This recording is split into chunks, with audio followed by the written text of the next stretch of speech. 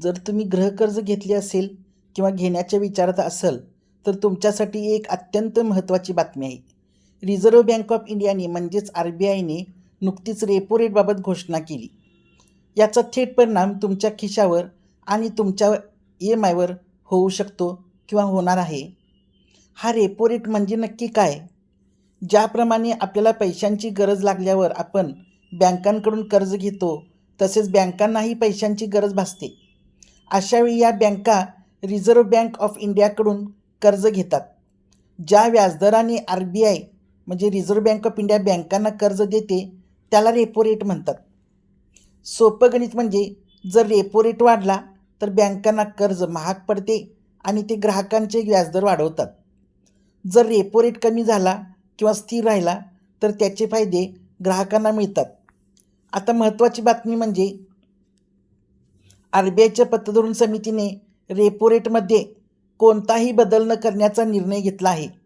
सध्याचा repo rate हा 6.50% स्थिर ठेवण्यात आलेला आहे. मग ही आनंदाची बातमी आहे का? सलग अनेक वेळा RBIने व्याजदर वाढवलेले नाहीत. महागाईवर नियंत्रण मिळवण्यात यश येत असल्यामुळे भविष्यात व्याजदर कमी होण्याची शक्यता वाढली आहे. बँका आता त्यांचे व्याजदर वाढवणार नाहीत. ही कर्जगृहधारकांसाठी मोठी दिलासादायक बातमी आहे. मग याचा तुमच्या होम लोनवर काय परिणाम होईल? तुमच्या होम लोनचं EMI स्थिर राहणार आहे. तुमच्या गृहकर्जाचा EMI सध्या तरी वाढणार नाही. रेपो रेट स्थिर राहिल्यामुळे बँका त्यांचे लेंडिंग रेट्स म्हणजे रेपो लिंक्ड रेट्स वाढवणार नाहीत. जे नवीन घर घेण्याच्या विचारात आहेत त्यांना सध्याच्या स्थिर दरात कर्ज मिळू शकते. जर महागाई अजून कमी झाली तर पुढच्या काही महिन्यात RBI रेपो रेट कमी करू शकते. जर तसे झाले तर तुमच्या गृहकर्जाचा व्याजाचा दर थेट खाली येईल आणि तुमचा EMI देखील कमी होईल. मग कर्जदारांसाठी काही महत्त्वाची टिप्स आहेत. जर तुम्ही होम लोन घेतले असेल तर या गोष्टी लक्षात ठेवा. तुमचे कर्ज रेपो लिंक्ड लेंडिंग रेट म्हणजे RLLRशी जोडले आहे का हे तपासा. तुमचा सिबिल स्कोअर चांगला ठेवा जेणेकरून तुम्हाला कमीत कमी व्याजात कर्ज मिळेल. जर तुमच्या बँकांचा व्याजदर इतर बँकांपेक्षा खूप जास्त असेल तर लोन बॅलन्स ट्रान्सफरचा विचार करा. RBIचा हा निर्णय सर्वसामान्यांसाठी सध्या तरी वेट अँड वॉच असा असला तरी तो सकारात्मक आहे. लवकरच व्याजाचे दर कमी होतील अशी चिन्हे आहेत. 2026मध्ये तुम्ही जर घर घेण्याच्या विचारात असाल तर तुमचे वेतन किंवा उत्पन्न कमी असले तरी बँका लोन देण्यास तयार होतील.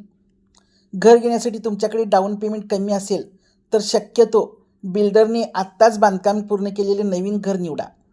यामुळे बँक या घराचे बिल्डरने सांगितले एवढ्या किमतीचे व्हॅल्युएशन करू शकतील. या घराच्या किमतीच्या 80% बँक देईल आणि तुम्हाला 20% रोख भरावे लागतील. तुम्ही जुने घर निवडले तर बँक त्याचे व्हॅल्युएशन खूप कमी करत असल्याने डाऊन पेमेंटची रक्कम जास्त होते जे तुम्हाला रोख स्वरूपात भरावे लागतील. जुने घर घेत असाल तर घराच्या किमतीच्या 50% रक्कम तुमच्याकडे रोख स्वरूपात असणे आवश्यक आहे.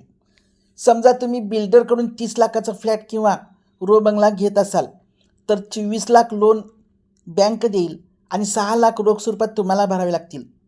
खरेदीपत्रासाठी 7% स्टॅम्प ड्युटी म्हणजेच त्याचे 30 लाखाच्या 2,10,000 होईल. म्हणजे 30 लाखाचे नवीन घर घेण्यासाठी तुमच्याकडे कमीत कमी 8,50,000 रोख असणे आवश्यक आहे. घराची कागदपत्रे बिल्डर देईल. तुम्हाला नोकरी करत असाल तर पगार दाखला किंवा व्यवसाय करत असाल तर आयकर विवरण द्यावे लागेल. नवीन घर घेत असाल तर लोन मंजुरीसाठी बिल्डर मार्गदर्शन करतात. घर घेणार असाल तर तुम्हाला हॅपी न्यू इयर 2026. तुम्हाला ही माहिती कशी वाटली?